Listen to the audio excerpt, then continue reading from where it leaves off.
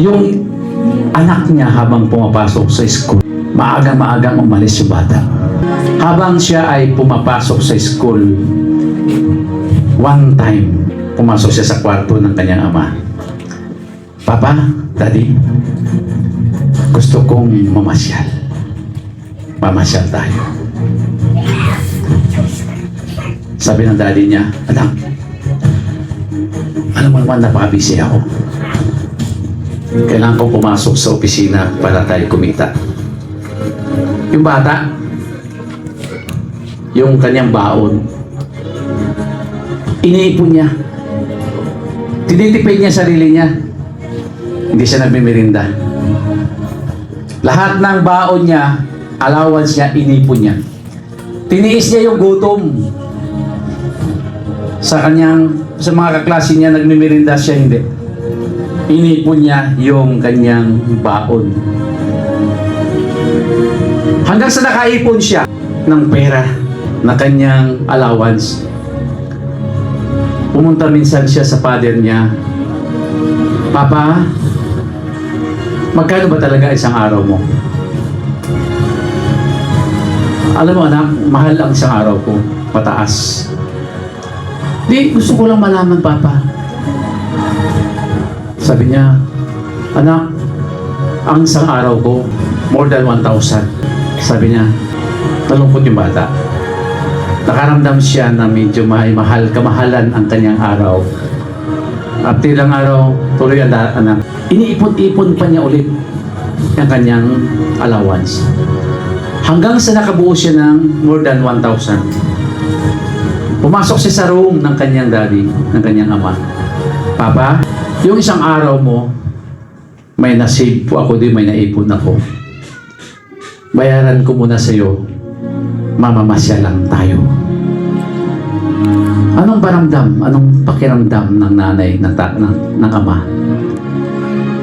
Babayaran yung araw mo para lang mabigyan ng panahon ang iyong anak, ang iyong family. Dito sa Golden Prime, mga kapatid, kaya mong ibigay ang time freedom sa iyong pamilya in the future. Enjoy mo lang ngayon. Aralin mo lang ang negosyo. Lagyan mo lang ng puso. Pagmamahal. Pagmamahal sa mga downlines. Pagmamahal sa mga naimbitahan natin. Pagmamahal sa mga taong namuhunan. Pagmamahal sa mga taong tumaya ng amount. Para sa gayon, pag nararamdaman nila yan, mga kapatid, ibibigay nilang the best. Ibibigay nilang the best serbisyo sa negosyo nito. Kasama mo sila. At darating ang time, yung pamilya mo, may bibigay mo rin yung time freedom at financial freedom. Yung mga anak mo na naghintay sa'yo ng panahon, may bibigay mo rin sa darating na panahon. Kung busy ka ngayon, hayaan mo lang. Darating din ang time. Makakabawi ka sa anak mo, sa mga pamilya mo. Ibigay natin yung the best. Pioneering. May mga taong kailangan nating tulungan. Kayo ang ilagay ng Diyos sa negosyong ito na nagsisimula sa mga taong naghihintay ng mga pangarap na gusto nilang maabot. Gusto nilang marating ang magandang buhay para sa kanilang pamilya.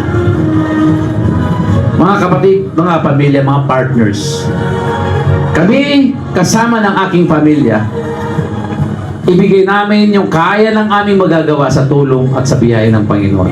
Hindi kami perfect, pero ang masasabi ko lang, ibigay natin yung the best service sa ating mga kababayan, sa ating mga kapartners na namuhunan, na tumaya ng panahon, tumaya ng amount. Ibigay natin yung the best service. Higit sa lahat sa Panginoon at sa ating mga kapamilya. Amen. God bless po. Pagpalain tayo ng ating Panginoon sa mga sandaling ito at sana mararamdaman natin ang pagmamahal ng Panginoon at ng ating samahan. God bless po.